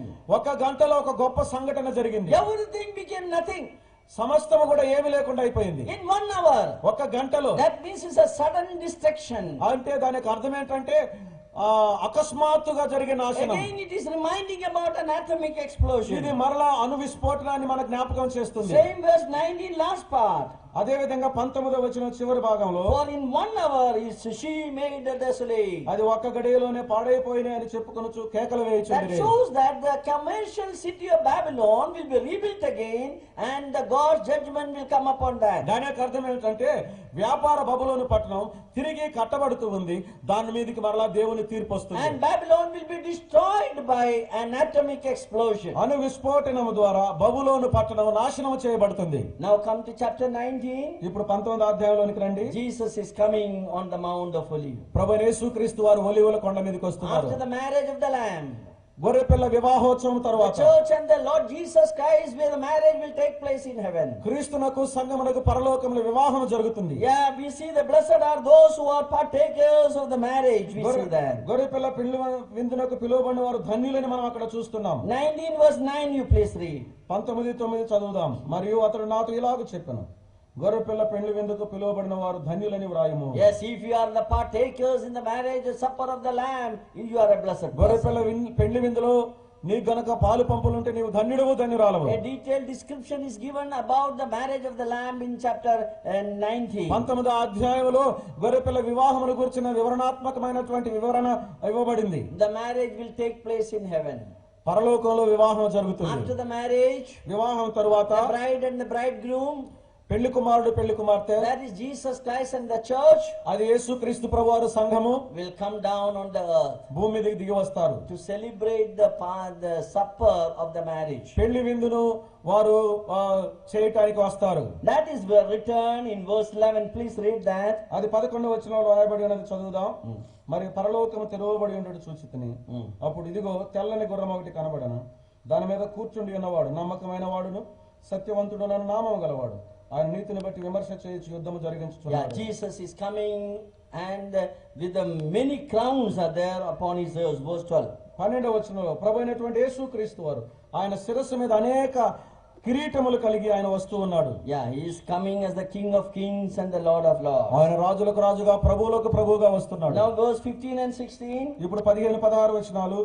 జనముల కొట్టుటకై ఆయన నోట నుండి వాడగల ఖడ్గం బయలు వెడలుచున్నది, ఆయన ఇనుప దండముతో వారిని ఏలును, ఆయన సర్వాధికారియకు దేవుని తీక్షణమైన ఉగ్రతను మద్యపు తొట్టి త్రొక్కును. At the last day of Armageddon he is coming. హర్మగెద్దోను యుద్ధం యొక్క ఆఖరి దినాన ఆయన వస్తున్నాడు. And what he is going to do? ఆయన ఏం చేయబోతున్నాడు? A two-edged sword will proceed from his mouth. ఆయన నోటిలో నుండి రెండంచులు కలిగిన వాడి అనే ఖడ్గం He వస్తుంది. will destroy all the enemies of Israel. ఇశ్రాయేలు శత్రువులందరినీ ఆయన నాశనం చేస్తాడు. He will deliver his people Israel. ఇశ్రాయేలు ప్రజలను ఆయన విడిపిస్తాడు. The first thing what he is going to do, మొట్టమొదటిగా ఆయన చేసే విషయం ఏమిటంటే verse 20. 20వ వచనం. అప్పుడు ఆ మృగమును దాని ఎదుట సూచక్రియలు చేసి దాని ముద్రను వేయించుకున్న వారిని, ఆ మృగము ప్రతిమకు నమస్కరించిన వారిని మోసపరిచిన అబద్ధ ప్రవక్తయు పట్టబడి వారిద్దరు గంధకముతో మండు అగ్నిగుండంలో ప్రాణంతోనే వేయబడి. As soon as he comes, ఆయన వచ్చిన వెంటనే he will capture two people. ఇద్దరు వ్యక్తులను ఆయన పట్టుకుంటాడు. Is mentioned, one is Antichrist ఒకరు ప్రస్తావించబడ్డారు క్రీస్తు విరోధి, and the second one is the false prophet. రెండవది అబద్ధ ప్రవక్త. They were caught alive వారు ప్రాణంతోనే పట్టబడతారు. because they were responsible for the Armageddon. ఎందుకంటే హర్మగదోను యుద్ధానికి బాధ్యులు వారే. They were against the God's people. వారు దేవుని ప్రజలకు విరోధముగా So ఉన్నారు. the Lord will catch hold of them. దేవుడు ప్రభు వారిని పట్టుకుంటాడు. And what he will do? ఆయన ఏం చేస్తాడు?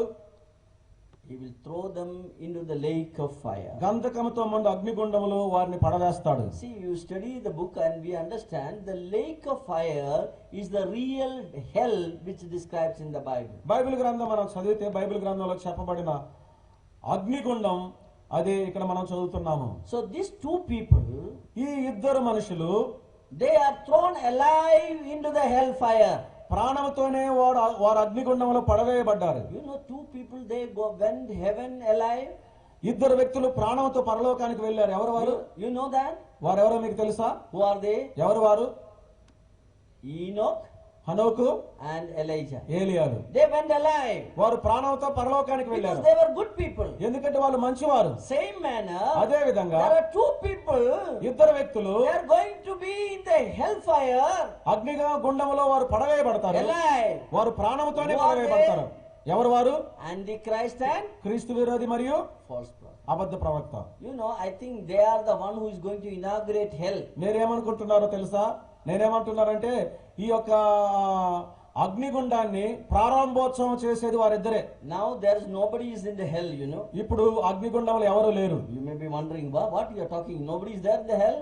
అగ్నిగుండంలో ఇప్పుడు ఎవరు లేరా? ఏం Yes, మాట్లాడుతున్నావు నువ్వు let me అనొచ్చు. tell you, nobody is there in the hell. నన్ను మీతో చెప్పనివ్వండి, ఇప్పుడు ప్రస్తుతం అగ్నిగుండంలో ఎవరు The లేరు. Lord has prepared the hell for Satan and his people. సాతానునకు తన అనుచరులకు దేవుడు అగ్నిగుండాన్ని సిద్ధపరిచాడు. Then you will be wondering, what? Suppose a person who is dying, a sinner who is not accepted Christ, if he dies today, where he will go? మీరు అడగవచ్చు, ఈ దినాల్లో ఒక పాపి ప్రభుని అంగీకరించకుండా రక్షింపబడకుండా మరణిస్తే ఎక్కడికి వెళతాడు? ఇప్పుడు It is not directly going to hell. వాడు నేరుగా అగ్నిగుండంలోనికి వెళ్ళడు. Today, if an unbeliever dies, he goes to a place called torment. ఈ దినాల్లో ఒక అవిశ్వాసి మరణిస్తే యాతనకరమైన స్థలంలోనికి వెళతారు. You know, a rich man died.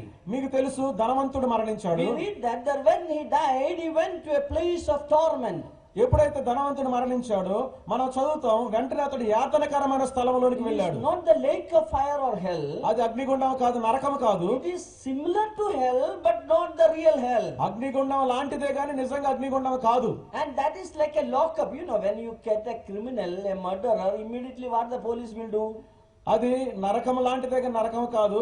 ఒక దోషిని లేకపోతే ఒక నేరస్తుని పోలీసు వారు పట్టుకున్నారనుకో, మొట్టమొదటిగా వాళ్ళు ఏం చేస్తారు? They will keep him in the lockup. వారు ఖైదులో చెరసాల్లో ఉంచుతారు. And from the lockup he will be taken to the magistrate and the judgment will take place. ఖైదీని న్యాయస్థానంలోనికి తీసుకుని వెళితే అక్కడ తీర్పు జరుగుతుంది. After the judgment only he will be sent to the prison. తీర్పు తర్వాతనే అతడు చెరసాలకు పంపించబడతాడు. So he was in the custody, he was in the lockup. Same way today a place called the lockup or a torment, that is the place where the sinners ఒక are Khaidi there. బంధకములో లేకపోతే చెరలో ఉన్నట్లుగా ఈ దినాలలో ఒక పాపి మరణిస్తే యాతనకరమైనటువంటి స్థలం అనే పాతాళములో ఉంటాడు బంధించబడి. In the real hell nobody is there at present. ప్రస్తుతం నరకములో ఎవరూ లేరు. Probably this Antichrist and the false prophet may be the first one to go into that lake. బహుశా ఆ నరకంలోనికి మొట్టమొదటిగా వెళ్ళేది క్రీస్తు విరోధి అబద్ధ ప్రవక్త. That is what we read here. అది మనం ఇక్కడ చదువుతాం. Now verse chapter 20 we read. ఇప్పుడు మనం 20వ అధ్యాయం చదివితే, Again the Lord is coming and chaining or arresting Satan. మరలా ప్రభు వచ్చి సాతానును బంధిస్తున్నాడు. Yeah, read verse chapter 20 verse 1 to 3. Please read that. 20వ అధ్యాయం 1 నుంచి 3 వచనాల వరకు చదువుదాం. మరియు పెద్ద సంఖ్యలను చేత పట్టుకొని అగాధం యొక్క తాళపు చెవి గల ఒక దేవదూత పరలోకము నుండి దిగివచ్చుట చూచితిని. అతడు ఆది సర్పమును అనగా అపవాదియు సాతానును అను ఆ ఘట సర్పమును పట్టుకొని 1000 సంవత్సరములు వానిని బంధించి అగాధములో పడవేసి, Yeah, for 1000 సంవత్సరములు గడుచు 1000 years he will be imprisoned in the bottomless pit. 1000 సంవత్సరాలు అగాధములో సాతానుడు బంధించబడతాడు. Bottomless pit is not the hell. ఆ యొక్క అగాధము నరకం కాదు. It is also a lock-up area where it was bound. ఇది కూడా బందీ గృహమే. ఆరంభంలో అక్కడ బంధించబడతారు. For 1000 years he will be there in the bottomless. 1000 సంవత్సరాలు వాడు అగాధములో ఉంటాడు. All the wicked ones will be removed from the surface of the earth. భూమి మీద ఉండే దుష్టులందరూ తీసివేయబడతారు. All the sinners will be removed from the surface of the earth. భూమి మీద ఉన్న పాపులందరూ తొలగించబడతారు. Only the true believers will be entering inside. నిజమైన విశ్వాసులు మాత్రమే లోపల The ప్రవేశిస్తారు. church, the glorified body church will be there. మహిమ దేహమును పొందినటువంటి సంఘం అక్కడ ఉంటుంది. Those who believed in Lord Jesus Christ when he came, the Jewish nation, they will be there. యేసు క్రీస్తు ప్రభు వారు వచ్చినప్పుడు ఎవరైతే యూదా దేశం వారు ఉన్నారో, యేసు ప్రభుని అంగీకరించిన వారు ఉన్నారో వారు అక్కడ ఉంటారు. They will be entering into with the natural body. వారైతే సహజ దేహముతో పరలోకంలో There ప్రవేశిస్తారు. are so many people who believed in Lord Jesus Christ, they will be there. ప్రభుని యేసు క్రీస్తు వారిని అంగీకరించిన అనేక మంది అక్కడ ఉంటారు. And all will be righteous people. అందరూ కూడా నీతిమంతులే. And the kingdom will be established. అప్పుడు రాజ్యము స్థాపించబడుతుంది. The subject is a very vast subject. అది చాలా విస్తారమైన అంశం. 1000 years we are going to rule with the Lord Jesus Christ. 1000 సంవత్సరాలు ప్రభుని యేసు క్రీస్తు వారితో కూడా మనం పరిపాలన చేయబోతున్నాం. Jerusalem is going to be the international capital. యెరూషలేము అంతర్జాతీయ ముఖ్య పట్టణం కాబోతుంది. And entire climate of the earth will change. భూమి యొక్క వాతావరణం అంతా మారిపోతుంది. And the food will be available in plenty. ఆహారం సమృద్ధిగా అందుబాటులో ఉంటుంది. And there is no criminal activities will take place on the surface of the earth. నేరపూరితమైనటువంటి పనులు కూడా ఏవి భూమి మీద అప్పుడు జరగవు. Everyone is a luxurious living will be there. ప్రతి ఒక్కరు కూడా విలాసవంతమైనటువంటి జీవితాన్ని జీవించే అనుభవం Even ఉంటుంది. among the animals there is no cruelty will be there. జంతువుల్లో కూడా క్రూరత్వం ఉండదు. That means the lion will eat grass, they will not kill animals. దాని యొక్క అర్థం ఏంటంటే సింహము గడ్డి మేస్తుంది, Our children- అది జంతువులను తినదు. Our children can play with the snakes at that time. ఆ దినాలలో సర్పంతో మన పిల్లలు ఆటలాడుకుంటారు. The wolf and the lamb will feed together. ఎద్దు తోడేలు కలిసి గడ్డి మేస్తాయి. All things are written in the word of God. దేవుని వాక్యంలో అవన్నీ వ్రాయబడ్డాయి. Oh, the blessed time it is going to ఓ అది happen. ఆశీర్వాదకరమైన సమయంగా ఉండబోతుంది. The death will be there. మరణం అక్కడ ఉంటుంది. The death only of the sinners will be there. పాపుల యొక్క మరణం మాత్రం అక్కడ ఉంటుంది. As the time passes away, ఆ కాలం గడుస్తూ ఉండగా because people are entering with the natural body, కొంతమంది సహజ దేహంతో ప్రవేశిస్తారు గనక marriages will take place. వివాహాలు జరుగుతాయి. So the generation that is coming, సంతానం బయటకు వస్తారు. they may have a sinful nature in them. వారిలో వారు పాప స్వభావాన్ని కలిగి ఉంటారు. But all the sinful people will be killed. అయితే ఆ పాపులందరూ కూడా చంపబడతారు. That is a very, very rare thing. ఆ దినాల్లో మరణం చాలా అరుదుగా జరుగుతుంది. People live hundreds and hundreds of years. వందల కొలది సంవత్సరాలు ప్రజలు బ్రతుకుతారు. Even if somebody die, ఒకవేళ ఒక వ్యక్తి మరణించినా he die of 100 years old. 100 సంవత్సరాల తర్వాత మరణిస్తాడు. Suppose somebody will say, oh, yesterday there's a neighbor, a child died. ఒకవేళ ఎవరైనా ఇలా చెప్పొచ్చు, నిన్నటి దినాన మా పొరుగువాడైనటువంటి ఒక బాలుడు మృతి చెందాడు అని. And then you ask, how old was the child? ఆ బిడ్డకు ఎంత వయసు అని నీవు అడగొచ్చు. And they will say the 100-year-old. ఆ 100 సంవత్సరాల బిడ్డ వయసు అని That means చెప్తారు. a child is 100-year-old. కనుక ఒక బాలుడు 100 సంవత్సరములు కలిగిన If వాడుగా you want to ఉంటాడు. know about that, you can turn with me book of Isaiah. అది మీరు తెలుసుకోవాలనుకుంటే యెషయా గ్రంథంలోనికి రండి. That is what written there in the book of Isaiah chapter 65. యెషయా గ్రంథం 65వ అధ్యాయంలో ఆ సంగతులు రాయబడి ఉన్నాయి. Come to the book of Isaiah chapter 65. 65వ అధ్యాయం యెషయా గ్రంథంలోనికి రండి. Verse 20. 20వ వచనం. అక్కడ ఇకను కొద్ది దినములే బ్రతుకు శిశువులు ఉండరు, కాలము నిండని ముసలవారుండరు, బాలురు 100 సంవత్సరముల వయస్సు గల వారే చనిపోవుదురు. See, a child will die of 100 years. బాలురు 100 సంవత్సరముల వయస్సు గల వారే చనిపోవుదురు. But this verse says that only a sinner will die. ఇక్కడ ఈ వచనం చెప్తుందంటే ఒక పాపాత్ముడు మాత్రమే మరణిస్తాడు. Yeah, you read verse 25 in the same chapter. అదే అధ్యాయం 25వ వచనం చదువుదాం. తోడేలును గొర్రె పిల్లలను కలిసి మేయును, సింహం ఎద్దు వలె గడ్డి తినను, సర్పములకు మొన్న ఆహారమగును, నా పరిశుద్ధ పర్వతములో అవి హాని అయినను నాశనమైనను చేయకుండానని యెహోవా సెలవిస్తున్నాడు. Wonderful time is going to come. అద్భుతమైన సమయం రాబోతుంది. Ecological problem will not be there. అక్కడ ఏ విధమైనటువంటి జనముల యొక్క కాల సంబంధమైన సమస్యలు ఉండవు. Fresh water will be available. అక్కడ తాజా నీరు లభ్యమవుతుంది. Atmosphere is not polluted.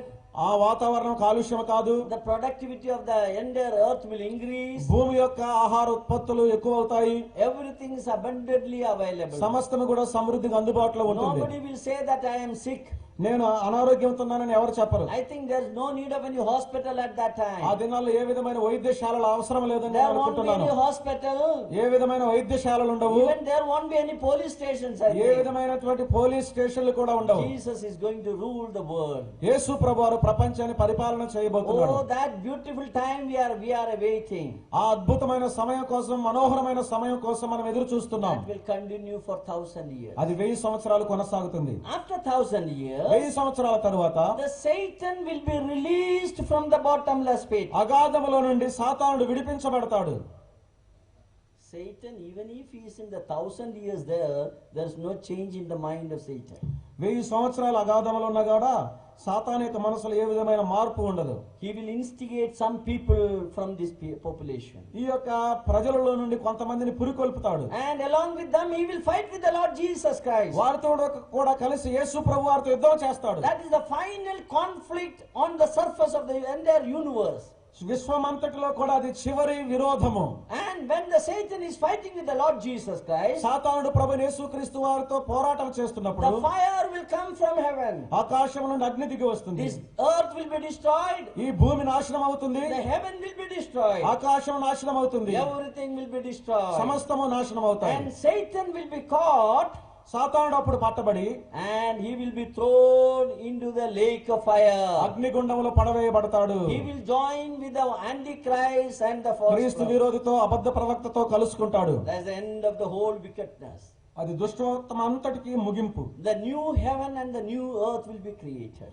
నూతన ఆకాశము నూతన భూమి When సృష్టించబడుతుంది. this heaven and the earth is destroyed, ఈ భూమి ఆకాశములు నాశనం చేయబడినప్పుడు as the judgment of the sinners will take place. పాపుల యొక్క తీర్పు అప్పుడు జరుగుతుంది. Those who are in the place of torment, యాతనకరమైన స్థలములో ఉన్నటువంటి they వారు will be coming alive.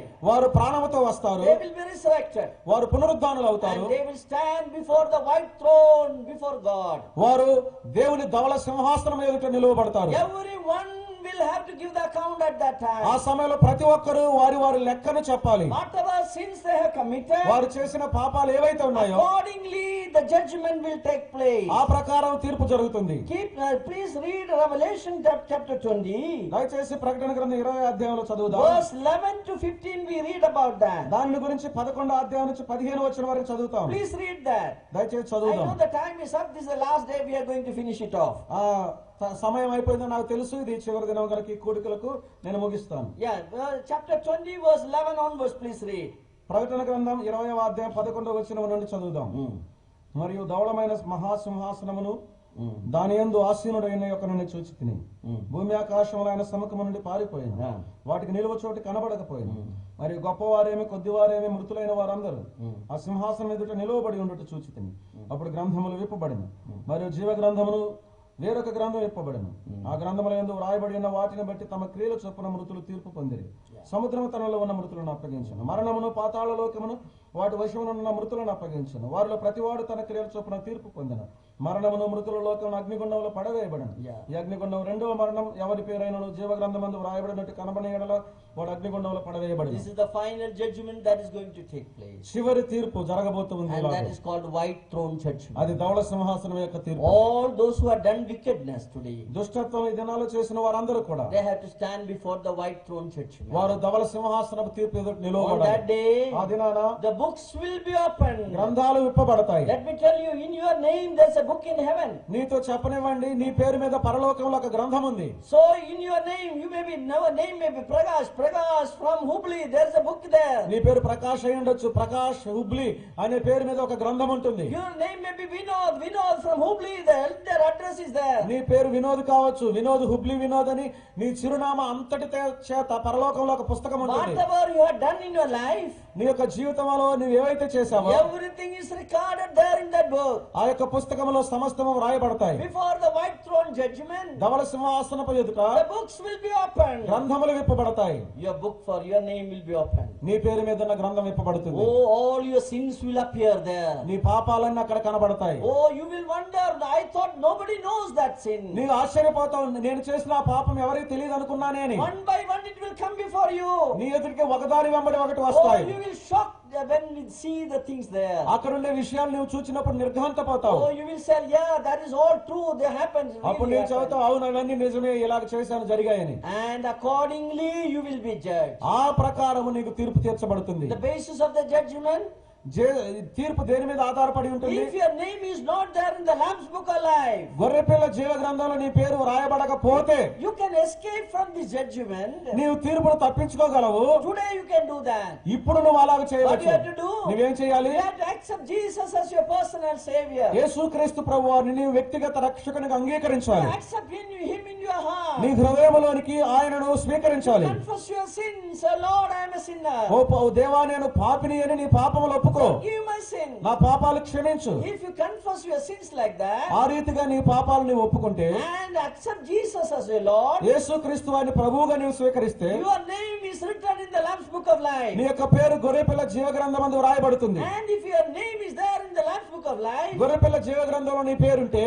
you need to stand before the white throne. ధవళ సింహాసనం తీర్పు ఎదుట నీవు నిలవబడవలసిన అవసరం లేదు. You can escape from the judgment of the hellfire. అగ్నిగుండం యొక్క తీర్పు నుండి నీవు తప్పించుకోవచ్చు. My dear brothers and sisters, నా ప్రియ సహోదర సహోదరులారా, are you sure that your name is there in the Lamb's book of life? గొర్రెపిల్ల జీవ గ్రంథంలో నీ పేరు ఉన్నదనే నిశ్చయత నీకున్నదా?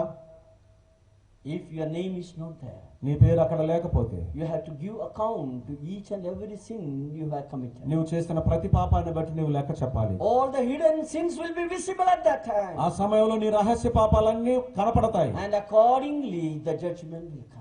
ఆ రీతిగా తీర్పు వస్తుంది. Here is a man, we see he is standing before the white throne. ఇక్కడ ఒక వ్యక్తి తెల్ల ధవళ సింహాసనం ఎదుట నిలవబడి ఉన్నాడు. His name is examining in the Lamb's book of life. గొర్రెపిల్ల జీవ గ్రంథంలో ఆ వ్యక్తి పేరు ఉందా లేదని చూడబడుతుంది. If it is not there, ఆ పేరు లేకపోతే he will go to the lake of fire. అతడు అగ్నిగుండంలోనికి వెళతాడు. And that lake of fire is a terrible place. ఆ యొక్క అగ్నిగుండం భయంకరమైన స్థలం. And this is the lake of fire that you are going. ఆ అగ్నిగుండంలోనికి పాపులు వెళతారు. There eternally you will suffer in that fire. ఆ అగ్నిగుండంలో నిత్యము నీవు శ్రమ పడుతూనే ఉంటావు. This is the lake of fire. అది అగ్నిగుండం. Do you want to go to this place? ఆ స్థలానికి నీవు వెళ్ళాలనుకుంటున్నావా? If you don't want to go there, నీవు అక్కడికి పోకూడదు అనుకుంటే today you can make a decision. ఈ దినాన్ని నీవు ఒక నిర్ణయం చేయి. Jesus died for your sin. యేసు ప్రభువారు నీ పాపాల కోసం మరణించాడు. Accept him as your personal savior. నీ వ్యక్తిగత రక్షకునిగా ఆయన Now I am అంగీకరించు. going to conclude here. ఇక్కడ నేను ముగించబోతున్నాను. If you accept him as your savior, నీ రక్షకునిగా ఆయన నీవు అంగీకరిస్తే your name will be written in the Lamb's book of life. నీ యొక్క పేరు గొర్రెపిల్ల జీవ గ్రంథంలో రాయబడుతుంది. If your name is written in the Lamb's book of life, గొర్రెపిల్ల జీవ గ్రంథంలో నీ పేరు రాయబడితే you will go to a beautiful place. నీవు మనోహరమైన స్థలానికి That వెళతావు. beautiful place is called a new heaven and the new earth. అది నూతన ఆకాశం నూతన భూమిగా Oh, పిలువబడుతుంది. what a wonderful city that is. అది అంత అద్భుతమైన పట్టణం. What a wonderful place that is. అది అంత అద్భుతమైన స్థలం. And there's a city called the city of gold. బంగారు పట్టణం అనే పట్టణం ఉన్నది. There is a city of God it is. అది దేవుని యొక్క పట్టణం. There you are going to dwell with the Lord forever and ever. అక్కడ ప్రభువుతో కూడా నీవు సదాకాలం ఉండబోతున్నావు. I don't have time to explain about that city. ఆ పట్టణాన్ని గురించి వివరించడానికి నాకు సమయం Oh, లేదు. it is beautiful city. అది ఒక అద్భుతమైనటువంటి మనోహరమైన పట్టణం. Human imagination has drawn that city here. మానవుని యొక్క ఊహకు అందనటువంటి పట్టణం. It is from Kanyakumari to New Delhi, that much long it is. Kanyakumari నుంచి క్రొత్త ఢిల్లీ అంత విస్తారమైన వైశాల్యం కలిగి The ఉంటుంది. length, breadth and the same it is. పొడవు వెడల్పు సమానంగా ఉంటుంది. Even the height is the same. ఎత్తు కూడా సమానంగా It's a ఉంటుంది. huge city.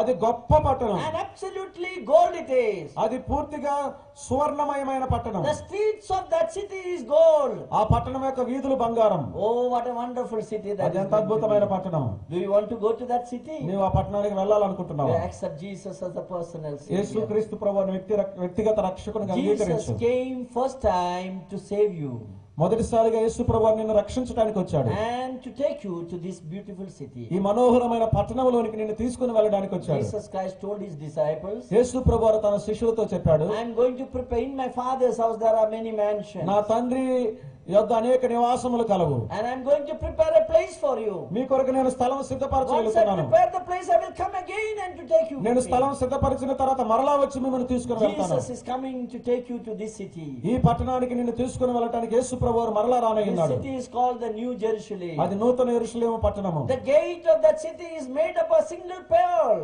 ఆ పట్టణం యొక్క ద్వారము ఒకే ఒక ముత్యము చేత There చేయబడుతుంది. are 12 gates are there. 12 ద్వారములు ఉన్నాయి. And 12 foundations are there. ఆ 12 పునాదులు ఉన్నాయి. And the foundations are beautiful stones are there. ఆ పునాది అద్భుతమైన రాళ్ల చేత వేయబడింది. And you know, let me tell you one thing.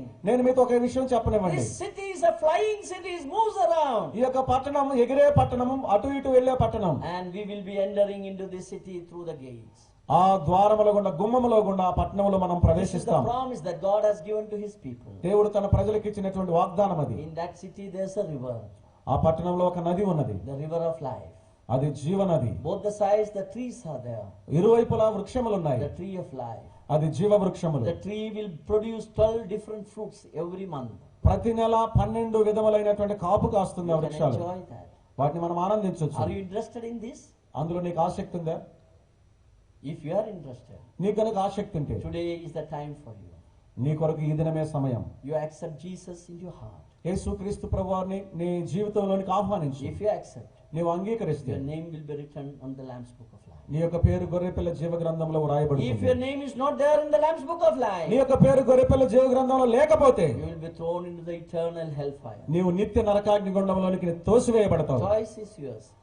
నీ నిర్ణయాధికారం నీకే ఉంది. Jesus is coming. యేసు ప్రభువు Make మరలొస్తున్నాడు. a decision today. ఈ దినాన ఒక నిర్ణయం చేసుకో. Lord, let us close this meeting in a word of prayer. ప్రార్థనతో ఈ కూడికను ముగించుదాం. Let us bow our head. మన తలలు వంచుదాం. I'm giving you a time to think about yourself. నిన్ను గురించి నీవు ఆలోచన చేసుకోవడానికి సమయం ఇస్తున్నాను. If you have not sure that when the Jesus comes, you are going to be with him. యేసుక్రీస్తు ప్రభువారు వస్తే ఆయనతో కూడా నేను ఉంటాను అనే నిశ్చయత నీకు లేకపోతే Make a small prayer. నువ్వు ఈ చిన్న ప్రార్థన చెయ్యి. You pray like this. నువ్వు ఇలాగ ప్రార్థించు. Oh Lord, ఓ ప్రభువా, I heard the message. నేను ఈ వార్త విన్నాను. I know that you are going to come. నీవు రానయ్యున్నావని All తెలుసుకున్నాను. these days I was living in sin. ఈ దినాలన్నీ నేను పాపములోనే But జీవిస్తున్నాను. I now understood that you came to save me and to remove my sins. నీవు నన్ను రక్షించటానికి, నా పాపాలు తీసివేయటానికి వచ్చావని విన్నాను. With your blood, O Lord, cleanse my sins నీ రక్తంతో ఓ ప్రభువా నా పాపాలు కడుగు. and write my name in the Lamb's Book of Life. గొర్రెపిల్ల జీవ గ్రంథంలో నా పేరు రాయము. Come into my heart. నా హృదయంలోనికి You rum. are my Lord and King, నీవు మా ప్రభువు, రాజువు. and accept me as your child. నన్ను నీ బిడ్డగా అంగీకరించు. And I ask this prayer in the name of the Lord. ప్రభు యేసుక్రీస్తు వారి యొక్క నామంలో అడిగి వేడుకుంటున్నాను తండ్రి. If anybody prayed this prayer with me, నాతో కూడా ఈ ప్రార్థన మీరు ఎవరైనా చేసి ఉంటే please come forward. After the meeting, we will talk to you.